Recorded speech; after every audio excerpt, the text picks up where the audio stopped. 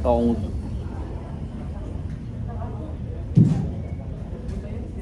أعوذ بالله من الشيطان الرجيم بسم الله الرحمن الرحيم السلام عليكم ورحمة الله وبركاته. Ya Allah, lemes banget. Kehujanan apa belum makan? Oh, kehujanan. Biar semangat maghribnya. Assalamualaikum warahmatullahi wabarakatuh.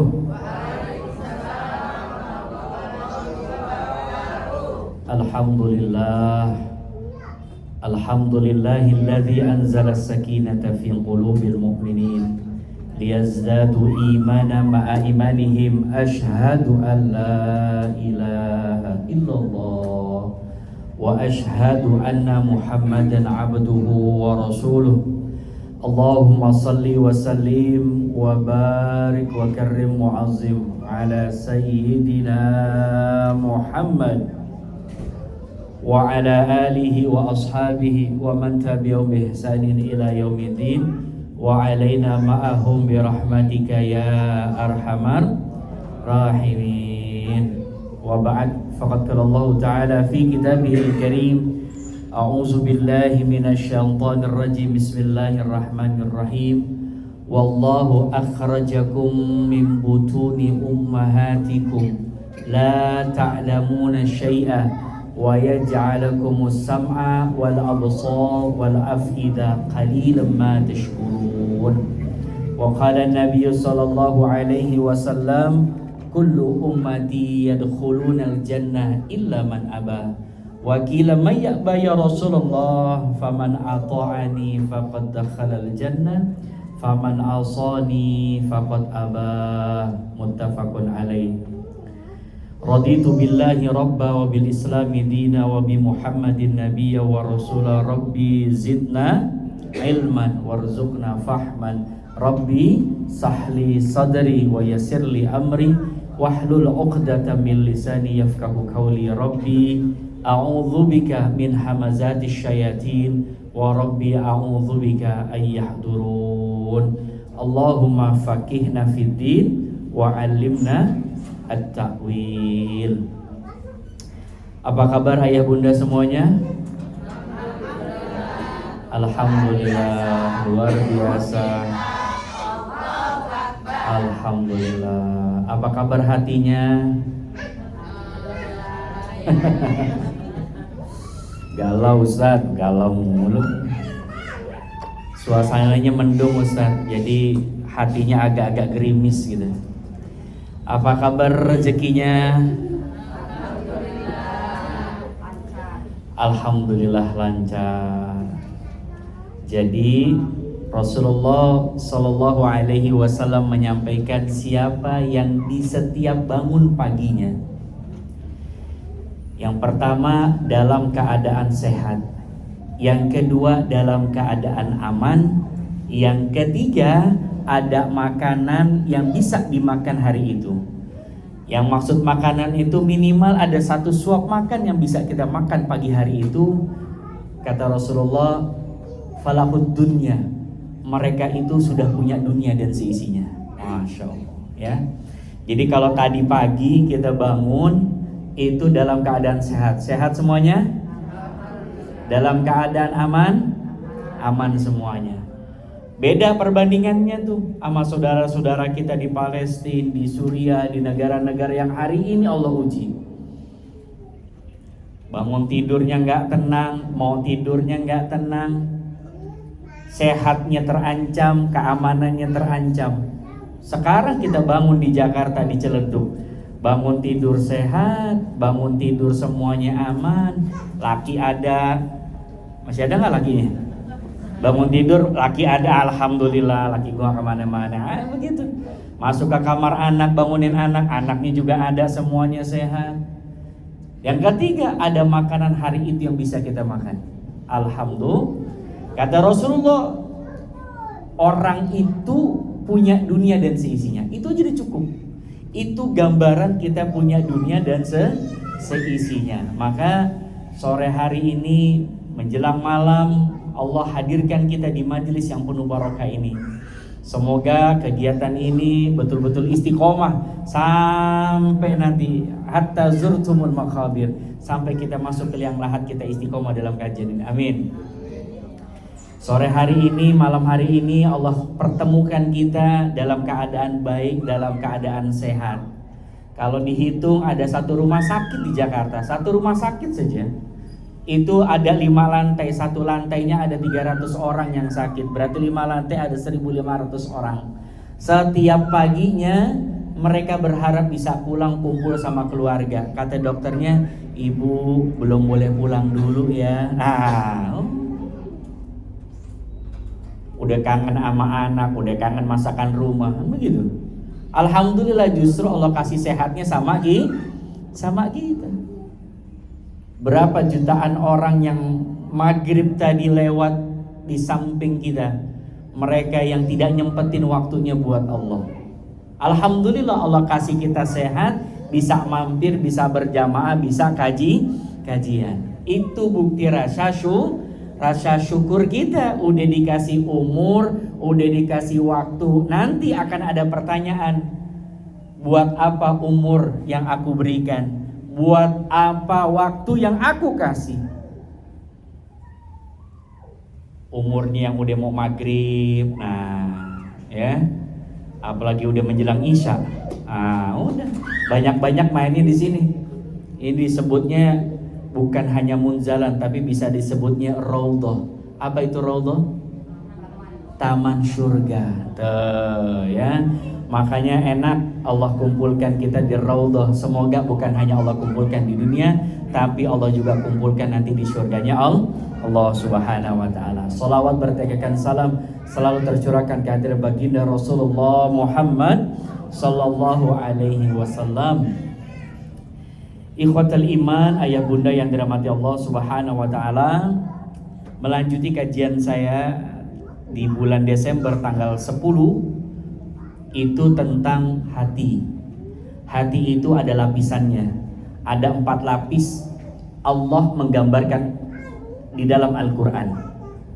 Jadi biasanya kalau kita dengar hati itu cuman qalbun, tetapi ternyata ada sebutan hati di Al-Quran dengan kata yang lain. Yang pertama, lapisan paling luar itu adalah sodrun. Yang kedua qalbun, itu kemarin sudah selesai kita bahas. Sodrun itu lapisannya paling luar, gampang diganggu, gampang gelisah, gampang was-was. Karena Allah menyebut kata sodrun itu alladzi yuwaswisu fi sudurin nas minal jinnati wan nas. Yuwaswis itu apa artinya? Yuwaswis itu apa? Yuwaswis, was-was. Yuwaswis itu was-was. Was-was itu apa? Gelisah, gundah gulana. Makanya mohon maaf lahir batin, kalau dalam bab tasawuf menghina Allah itu nggak usah merusak Qur'annya, nggak usah merusak masjidnya, nggak usah menistakan agamanya. Kita besok nggak yakin, nggak makan saja itu sudah menghina Allah. Gitu ya. Besok makan apa nih? Besok gimana nih? Nggak yakin sama besok aja itu sudah menghina Allah. Maksudnya apa Ustaz? Nggak yakin sama ketentuannya Allah. Itu sudah mengurangkan kadar iman kita, sudah mengurangi kadar iman kita. Makanya hati-hati, ya. Makanya di saat kita gelisah itu pasti setan bisikannya luar biasa. Makanya minal jinnati wanas, bisikannya setan dulu. Ngapain sih ikut kajian? Ngapain sih ke masjid? Ngapain sih? Begitu tuh gangguannya tuh. Bikin kita ragu, kita ngajak teman, yuk bu datang ke kajian. Besok aja. Terus begitu. Sodrun itu bisa tenang dengan apa? Bizikrillah. Ala bizikrillahi tatmainnul qulub. Allah menggambarkan hati tenang itu dengan kata qalbun. Tuh. Udah lebih tenang. Jadi untuk next step level kita yang suka gelisah, gundah gulana sama apapun, mau sama pasangan kita, sama anak kita, rumah tangga kita, kerjaan kita, bisnis kita, apapun yang bikin gelisah, itu naik levelnya dengan ibadah. Caranya ngedekatkan diri sama Allah. Kemarin sudah panjang lebar tentang zikir, sholat dan seterusnya. Maka level berikutnya yang hari ini saya akan kaji adalah di atasnya qalbun. Berarti apa? Qalbun itu sifatnya dia terbolak-balik. Maka ada hukum tajwid namanya iklab. Ya. Apabila harfu nun bertemu dengan ba, bacanya mim ba di. Jadi mimnya disembunyikan, diganti huruf ba. Hukum qalbun itu dia terbolak-balik. Maksudnya apa? Suatu ketika Allah kasih ketenangan, tenang, tiba-tiba langsung jatuh nyungsep. Jatuh nyungsep itu bukan berarti Allah benci, enggak. Tapi Allah menguji untuk apa? Iman kita ini karena siapa? Ketenangan yang udah Allah kasih, syukur enggak kita? Rezeki yang udah Allah kasih, kita bersyukur enggak untuk bisa ngasih lagi buat orang lain? Kesehatan yang udah Allah kasih, bersyukur nggak kita dikasih sehat? Yang tadinya tiba-tibanya tenang, hidupnya tiba-tiba jatuh. Itu jatuhnya, kalau itu betul-betul ujian, kalau itu betul-betul hanya ujian dari Allah, itu disabarin aja lewat. Maksudnya apa Ustaz disabarin lewat? Kita sabarin sehari, 2 hari, 3 hari lewat ujian. Naik lagi gitu.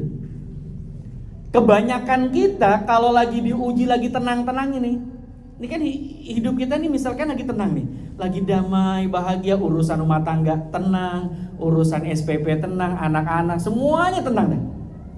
Tiba-tiba Allah uji datang, apapun dari manapun masalahnya, nyungsep langsung. Itu biasanya kalau kita lagi diuji, pertama kali yang kita lakukan apa? Biasanya apa? Orang kalau lagi diuji, kalau lagi punya masalah, biasanya apa yang pertama kali dilakukan? Nyari apa? Nyari apa? Nyari solusi. Pasti nyari solusinya.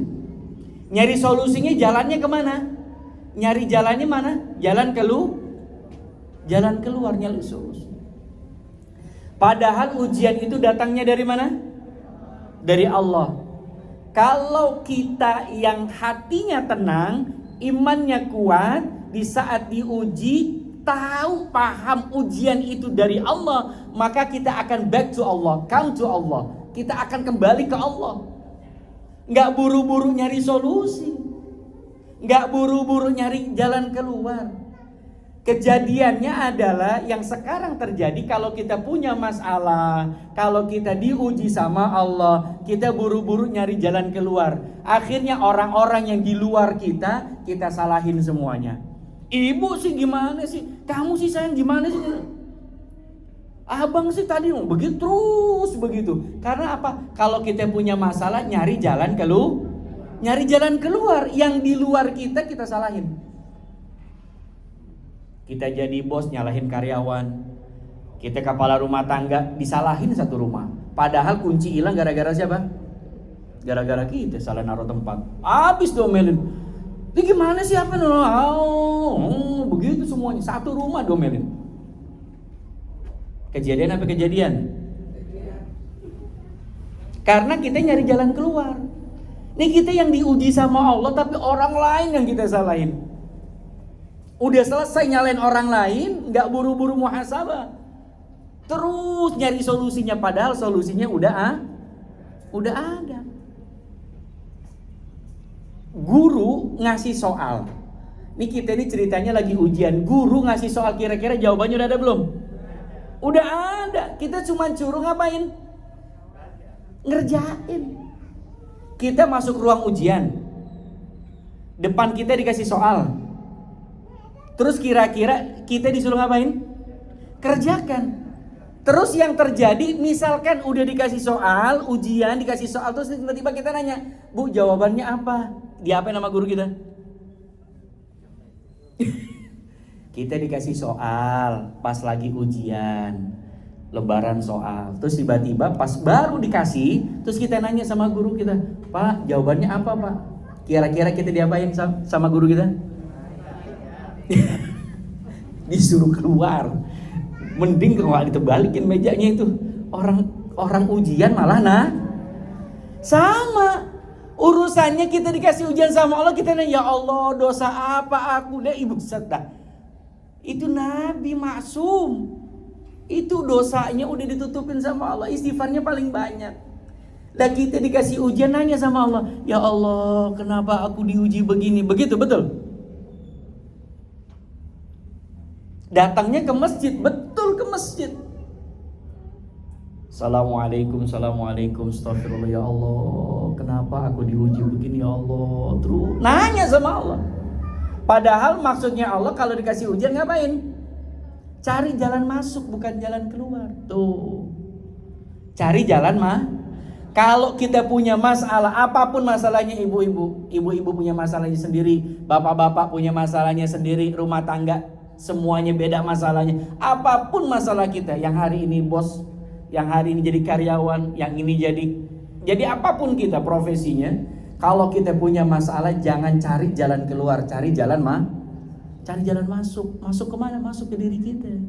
Kalau kita punya masalah lagi diuji sama Allah tuh cuma nunduk, udah kerjain aja tuh masalah kita. Syarat orang yang diuji itu apa? Kita ini besok diumumin tanggal 1 kita ujian. Kira-kira syarat orang yang diuji, yang bisa ikut ujian itu apa? Yang udah belajar. Tuh, gitu. Gak ada ceritanya kalau kita gak pernah sekolah tiba-tiba uji. Itu kata Zainuddin MZ, ya, kiai kita, guru kita itu begitu, lagi viral tuh dulu. Bilangnya ujian, ya Allah ujian begini. Lah kapan sekolahnya dia ujian? Kagak pernah sekolah tapi tiba-tiba ujian, enggak.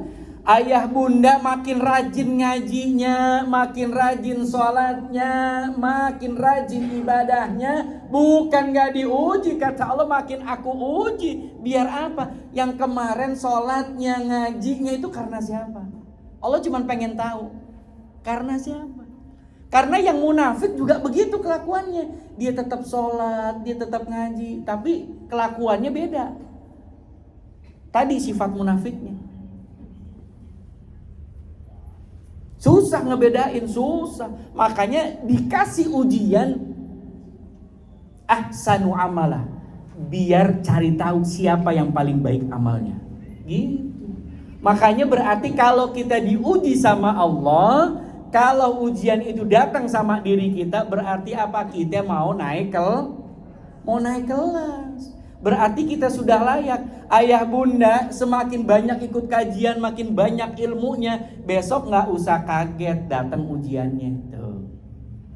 Tempo hari saya begitu. Beneran dah? Ini saya lagi konsen masalah tawakal. Suatu ketika khutbah Jumat, kajian dimanapun babnya tawakal. Besok Allah uji, serat. Nih Daus, lu rasain, jangan pintar ngomong doang. Beneran. Anak saya divonis gagal perkembangan janinnya. Lahir belum waktunya, lahir jam 5:30, ibunya lahir masuk 5:30, keluar bayi operasinya 7:30. Jam 10.45 bayi saya meninggal. Cuma dikasih hidup sama Allah di dunia itu cuma 4 jam. Udah tahu dari kapan? Dari 3 bulan sebelumnya. Bab tawakalnya 3 bulan treatment. Begitu ujiannya, cash langsung. Sama. Ayah bunda hari ini belajar tentang hati, besok dikasih galau sama Allah. Begitu. Cash ujiannya. Maksudnya apa? Allah pengen cari tahu siapa yang paling baik amalnya, gimana caranya, siapa yang betul-betul beriman karena aku, siapa yang betul-betul dia sayang sama Allah. Cari itu sama. Alladzi khalaqal mauta wal hayata liyabluwakum ayyukum ahsanu amala wa huwal azizul ghafur. Surah apa? Tabarakalladzi biyadihi dan seterusnya. Allah menciptakan kehidupan dan kematian untuk cari apa sih? Untuk mencari tahu ahsanu amala, bukan aksaru amala. Catat baik-baik, Allah tidak menyebut bukan yang paling banyak amal, bukan, tapi yang paling baik. Karena apa? Kalau yang paling banyak nanti surga dimonopoli sama yang kaya. Tapi yang sedekahnya 1 juta sama yang 1000 itu mencari siapa yang paling baik amalnya. 1 juta nggak ikhlas, apa 1000 ikhlas? Apa? 1 juta ikhlas, pintar. Udah ngaji di Munzalan begitu jawabannya. Iya. 1 juta nggak ikhlas sama 1 juta sama 1000 ikhlas. Ya mendingan 1 juta 1 juta ikhlas begitu. Ya. Ikhwatal iman, ayah bunda rahmati Allah Subhanahu wa taala. Ayat yang akan saya sampaikan adalah surah An-Nahl. Yang bawa Al-Qur'an, yang punya digital buka surah An-Nahl. Surah An-Nahl itu ayatnya yang kita akan kaji ayat 78. Wallahu akhrajakum min butuni ummahatikum la ta'lamuna syai'a wa yaj'alakumus sam'a wal absar wal af'idah qalilan ma tashkurun la'allakum tashkurun. 78 surah An-Nahl itu surah ke-16. Surah ke-16 ayatnya ayat 78 ya. A'udzubillahi minasyaitonir rajim. Wallahu akhrajakum min butuni ummahatikum la ta'lamuna syai'a wa yaj'alakumus sam'a wal absara wal af'idah la'allakum tashkurun. Dan Allah mengeluarkan kamu dari perut ibumu dalam keadaan tidak mengetahui sesuatu apapun dan Dia memberimu pendengaran, penglihatan dan hati nurani agar kamu bersyukur. Maksudnya apa? Allah mengeluarkan kita dari perut ibu kita, ceprot, nggak tahu apa-apa. Terus hari ini kita ngerasa sombong, ngerasa hebat, ngerasa orang yang paling hebat, paling pandai, paling kaya. Padahal dulu ceprot kita nggak tahu nggak apa-apa. Wa yaj'alukumus sam'a wal absar wal af'idah. Allah di saat penciptaan manusia, indera yang akan dihidupkan pertama itu adalah telinga, fungsinya. Telinganya ada, nempel ustaz telinganya, tapi fungsinya Allah matiin. Ada. Matanya ada ustaz, tapi fungsinya Allah tidak hidupkan, nggak bisa melihat. Ada. Yang bahaya, yang terakhir itu di saat Allah menghidupkan fungsi telinga, fungsi mata, dan yang terakhir af'idah. Af'idah itu tadi jamak dari kata fuad. Jamaknya apa? Af'idah. Itu hati. Berarti hati yang dihidupkan sama Allah itu hati yang level ketiga, dalamnya lebih dalam dari kolbun. Jadi di saat ayah bunda ngerasa lebih tenang, diuji sama Allah, jatuh, tapi karena kita yakin itu dari Allah, back to Allah, come to Allah, balik lagi ke Allah, introspeksi diri, nyari jalan masuk ke dalam diri kita, itu Allah angkat cepetan, Allah angkat lagi. Posisi yang berikutnya bukan kalbun, tapi posisi berikutnya ketenangan yang Allah kasih itu adalah fuad. Jauh lebih tenang hidupnya. Terkadang kan mohon maaf lahir batin. Kita nggak banyak ngupdate status, kita nggak pernah banyak update di sosial media. Tiba-tiba itu ada aja teman kita, tetangga kita, siapa aja saudara kita. Assalamualaikum Ustaz, ada 500 nggak? Ya gitu ya.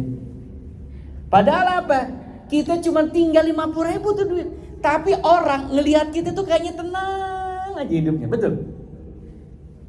Pokoknya tuh orang tuh ngelihat kita husnuzon aja. Update status kali-kali cuman kemana, ya cuma sekedarnya aja.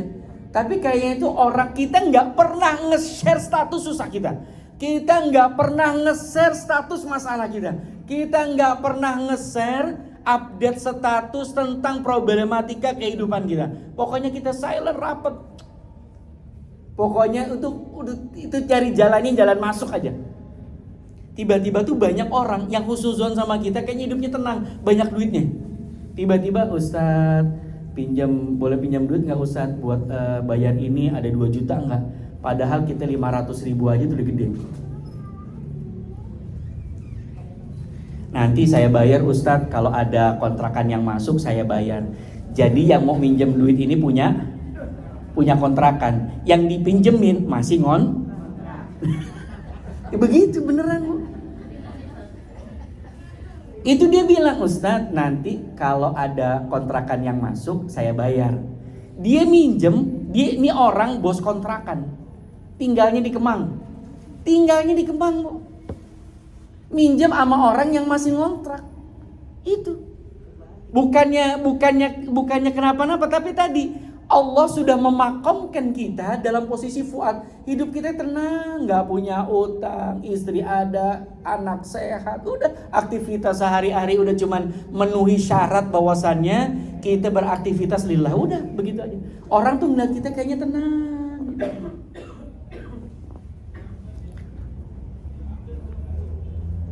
Jadi di saat kita jatuh, Allah angkat derajat kita, makom berikutnya kita lebih tinggi makomnya. Sekarang tinggal cek ayah bunda posisinya di mana. Apakah masih sodrun, masih kalbun, atau fuad tadi? Udah lebih tenang, ibadahnya makin khusyuk. Udah dunia mana, udah ngikut aja dah. Orang kayak begitu tuh dunianya udah ngikut lah. Dunianya udah ngikut. Dunianya tuh ngebayangin kita. Jadi tuh kita lagi udah gak ngejar dunia, tapi apa? Dunia lagi ngejar-ngejar kita. Tapi untuk mencapai makom fuad, levelnya itu Allah memfungsikan telinga, harus banyak mendengar. Maka di saat ceprot owe, yang pertama kali dihidupkan apa tadi? Fungsi pendengaran. Makanya di dalam perut ibu kita harus diperdengarkan yang baik-baik. Dalam hadis Bukhari Muslimnya itu umur 120 hari. 120 hari bagi 30 berapa? 4 bulan.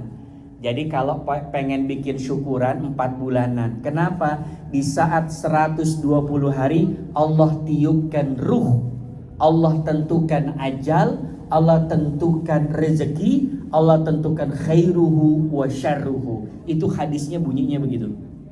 Ustadz, jodoh gak ada Ustadz. Gak disebut dalam hadisnya. Terus jodoh kehendak siapa? Jodoh yang nentuin siapa? Hah? Allah yang nentuin. Jodoh yang nentuin siapa? Allah. Kata siapa? Hah? Kalau ajal jadi sepersekian detik Allah hidupkan, Allah tiupkan ruh, sepersekian detik Allah tentukan ajal. Jadi kita nggak komplain, nggak bisa komplain. Anak saya cuma dikasih waktu cuma 4 jam. Tapi begitulah Allah tentukan. Kenapa? Kenapa? Telinga dimatikan, entar ada. Ya. Jadi setelah setelah ruh ditiupkan hidup, ditentukan ajalnya. Yang kedua, rezeki. Allah nggak bakal ketuker ngasih rezekinya. Jadi ternyata, ya Allah, kenapa saya mati duluan? Belum punya rumah, belum punya mobil. Kata Allah, emang begitu rezekinya. Selesai. Ternyata yang jodoh tadi nggak ditentuin tuh. Kalau yang nentuin Allah, yang belum nikah, ternyata ajalnya dulu yang datang daripada jodohnya. Kira-kira mohon maaf, bisa kebayang nggak Allah itu dikomplain sama makhluknya? Ya Allah, saya belum nikah ya Allah, gimana nih ceritanya? Saya belum nikah, kenapa udah dimatiin duluan? Kira-kira kebayang nggak Allah dikomplain? Berarti apa? Memang jodoh aku tidak tentukan. Terus yang nentuin jodoh siapa? Nah, dia bingung dah. Oh, kita sendiri. Nah, kita sendiri melalui apa? Ini yang ngomong siapa ya? Yang sebelah mana? Nah, jadi karena kita babnya ngaji, makanya harus kembali ke Al-Quran, gitu ya. Itu fungsinya kita ngaji. Kemana Ustadz? Surah Ar-Rum. Tuh, ya. Apa Ustadz di surah Ar-Rum? Nih yang masih jomblo, simak baik-baik. Jodoh itu tidak ditentukan sama Allah, tapi melalui tanda-tanda kebesaran Allah. Maksudnya apa? Ente mati daripada jodoh ente datang duluan, ente nggak usah komplain. Ya, karena apa? Jodoh itu datang melalui tanda-tanda kebesaran Allah. Apa dalilnya Ustaz? Surah Ar-Rum itu ayat 20 sampai 25 depannya sama semua. Wa min ayatihi wa min ayatihi wa min ayatihi wa min ayatihi wa min ayatihi, itu sampai 5 ayat. Salah satunya adalah wa min ayati an khalaqalakum min anfusikum azwajan litaskunu ilaiha. Wa itu sering dibaca kalau nikahan. Tapi dari depan itu sudah wa min ayatihi. Apa artinya wa min ayatihi? Dari tanda-tanda kebesaran Allah. Tuh, jodoh kita, pasangan kita hari ini itu adalah tanda-tanda kebesaran Allah. Maksudnya apa? Jodoh datang itu pakai sign, pakai kode. Yang sekarang belum nikah, umurnya udah mau maghrib, itu pasti itu ada pernah tanda datang. Tapi kita tolak. Karena apa? Ada cuman satu dua asbab, akhirnya kita tolak. Ya Allah, begini amat ya Allah yang datang ya Allah. Begitu. Padahal apa? Ahli ibadah, ahli Quran. Saya itu tukang ngelamarin orang, Bu. Jamaah saya orang Padang saya datengin. Ada laki-laki ikhwan datang Ustaz ke Medan, saya temenin ke Medan. Ketua yayasan saya ditolak. La ilaha illallah. Benar. Luar biasa. Jadi jodoh itu dari tanda-tanda kebesaran Allah. Berarti apa? Jodoh kita sekarang, pasangan kita sekarang tuh nggak semuanya dapet. Makanya apa? Disayang-sayang. Kalau punya laki disayang-sayang, punya bini disayang-sayang, gitu ya. Jangan suka nyayangin pasangan orang. Ya. Ikhwatal iman yang dimuliakan Allah, di saat 4 bulan itu ditiupkan ruh, pertama kali fungsinya telinga. Makanya kalau acara 4 bulanan dengerin yang baik-baik, betul ya? Di-ngajiin, sholawat dan seterusnya. Berikutnya, fungsi berikutnya, makanya di saat ceprot, sunnah yang pertama kali dilakukan apa? Azanan. Jadi Allah pengen melalui sunnah nabinya, pertama kali yang didengar seorang hamba di saat dia lahir ke muka bumi ini bukan nama bapaknya. Ini papa enggak, nah ini mama, enggak begitu. Allah pengen nama Robnya, Allahu Akbar, Allahu Akbar. Tuh. Baru berikutnya fungsi mata, wal absar, fungsinya. Kapan itu? Entah kalau udah setahun anaknya. Makanya kalau anak kita dulu, kalau kita punya anak udah setahun udah ngenalin bapak emaknya, digendong sama tetangga, dia nangis. Karena apa? Nih siapa nih? Nah, bapak gue jenggotan, nih nggak jenggotan. Nah, nangis dia. Fungsi mata. Nanti pas dia sudah tumbuh dewasa, baru Allah hidupkan fungsi hatinya. Tuh, berarti apa? Kita yang udah umurnya ini yang udah pada mau maghrib menjelang isya, yang udah pada dewasa, berarti apa? Mohon maaf, harus banyak mendengar, harus banyak melihat. Tapi pesannya Allah, apapun yang kita dengar, apapun yang kita lihat, tolong difilter. Tuh, di sini. Ini yang bedain hak dan batil. Ambil jangan. Gitu ya. Ini kita dengar, ini punya orang. Kita lihat, kagak ada yang jagain, gitu ya. Kita dengar ini punya orang. Kita lihat, nggak ada orangnya. Ini yang akan menentukan. Makanya dalam bahasa lain, istafti qalbak, minta fatwa sama hatimu. Tuh, hati yang mana Ustadz yang bisa berfatwa? Hati yang tenang, bukan hati yang gelisah.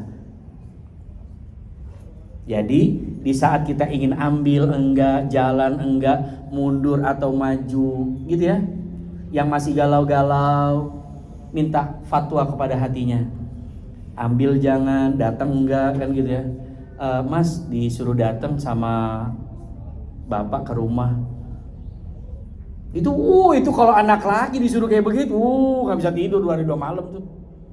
Beneran dah. Karena apa? Makin dia imannya lemah, makin posisi hatinya nggak karuan, udah makin berantakan.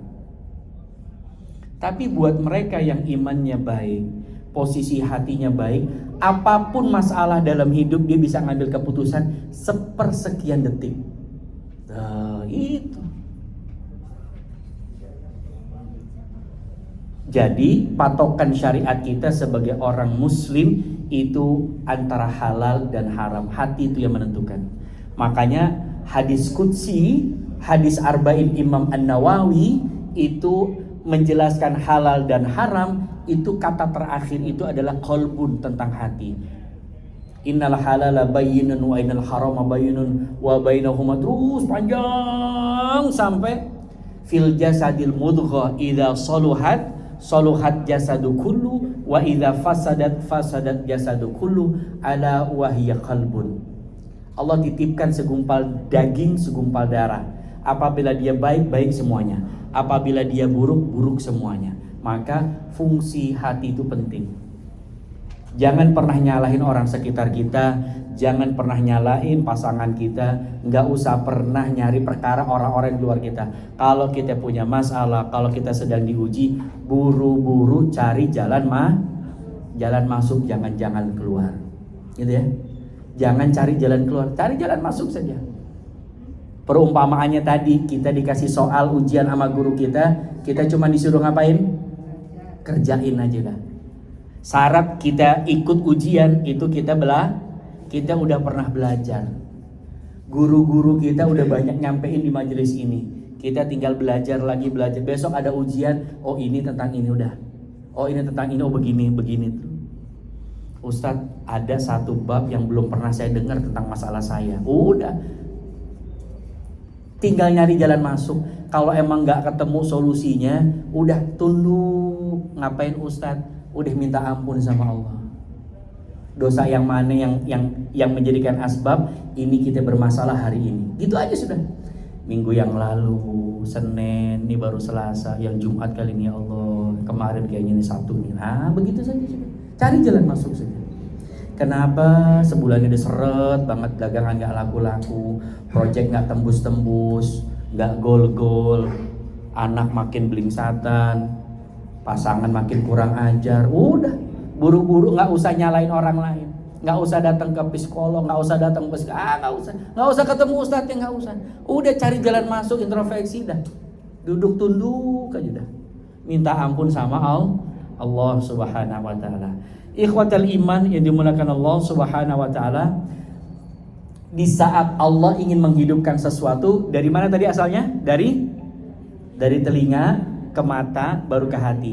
Beda di saat Allah ingin mengunci sesuatu. Tuh sebaliknya ya. Kalau Allah ingin membuka sesuatu itu dari telinga ke mata ke hati. Allah ingin menutup sesuatu itu terbalik. Khatamallahu ala qulubihim wa ala tuh gitu ya. Jadi harus tahu fungsinya. Jadi Allah ingin memberikan kebaikan, itu biasanya kita banyak dengar, banyak melihat, cek dan recheck. Yang kedua, difilter ke hati. Sebaliknya, kalau Allah ingin mengunci hati sesuatu, ingin mengunci hati seseorang, ingin menutup kehidupan seseorang, itu bukan dari matanya, enggak. Dia bisa lihat tapi fungsi hatinya masih. Dia nggak bisa dengar tapi hatinya masih hidup. Makanya Allah ingin menutup perasaan orang, tingkah laku orang, hidup seseorang, bukan dimatiin jasadnya, bukan. Tapi apa? Berawal dari khatamallahu ala qulubihim, kunci hatinya dulu. Nah, itu. Hidup Ustadz orangnya, hidup orangnya. Ada di tengah-tengah kita, ada. Ngelihat Ustadz, ngelihat orang ke masjid, ngelihat orang ngaji gitu.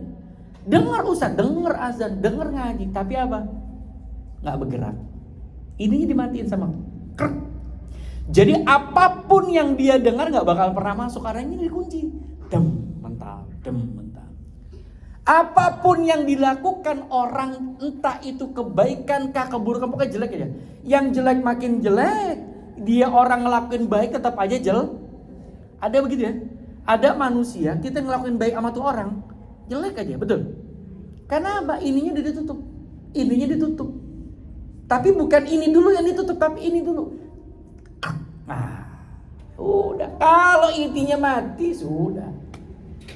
Khatamallahu ala qulubihim wa ala. Ini fungsi berikutnya. Jadi kalau hatinya mati dinasehatin. Iya, Ustaz. Iya. Iya, Ustaz. Iya. Udah gitu dong tuh. Besok begitu lagi, betul? Bang, jangan begitu, Bang. Iya, udah. Besok begitu lagi. Istriku, jangan begitu deh. Besok begitu lagi. Berapa menit lagi, Ustaz? Isya. Masih banyak. Ya, setelah fungsi hatinya dikunci, fungsi berikutnya telinga, udah gitu apa? Penglihatan. Penglihatan maksudnya apa? Dia ngelihat pokoknya semuanya jelek, dia yang paling baik. Itu yang paling bahaya. Itu yang paling bahaya. Itu yang paling bahaya. Ngerasa apa? Ngerasa yang paling Nah, itu penyakitnya.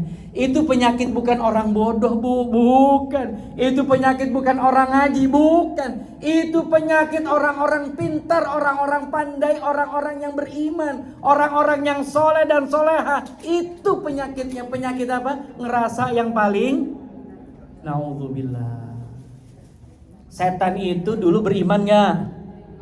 Setan itu beriman, ahli ibadah, khatam Quran udah selesai. Maka besok kalau kita ketemu setan bacain ayat kursi, kabur gak setannya? Gak kata setannya, dia bilang gue udah hafal duluan. 10 menit lagi, siap.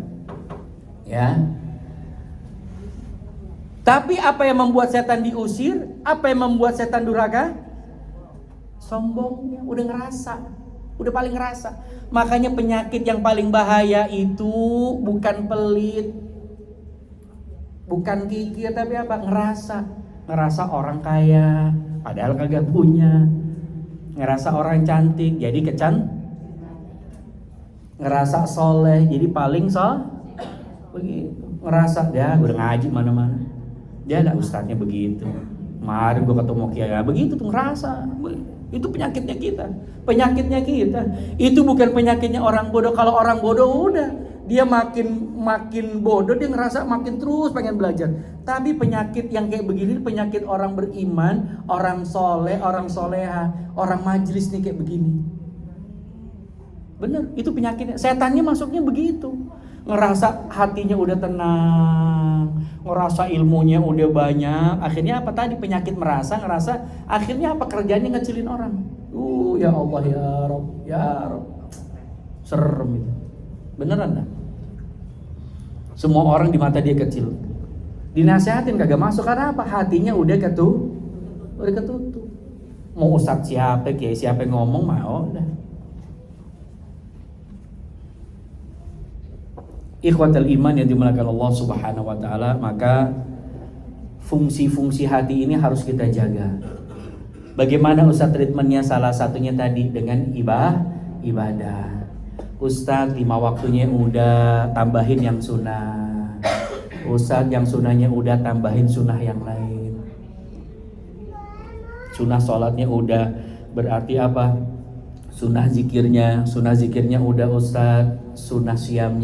Sunnah siamnya udah Ustadz, tambah lagi yang lain, tambah lagi. Ntar Allah kasih ketenangan itu cash nanti.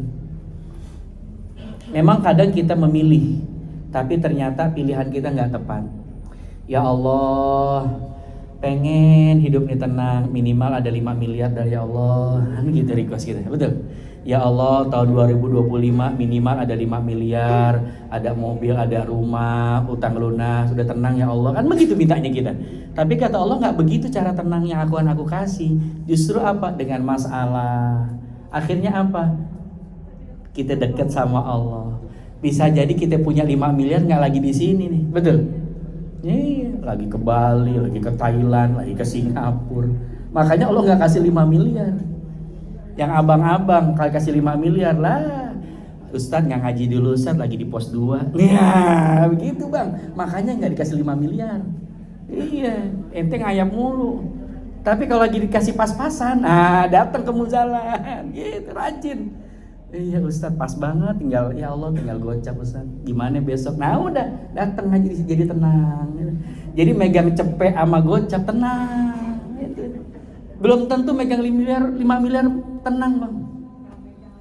Nggak megang aja kita puyeng. Gimana megang? Jangan dibayangin makanya. Ikhwatal iman yang dimulakan Allah Subhanahu wa taala, yang terakhir itu lub. Hati yang terakhir itu lub. Jadi ada sodrun, ada kalbun, ada fuad, ada lub. Lub itu nggak ketemu di Al-Quran kata lub. Yang ada ulil albab. Ya.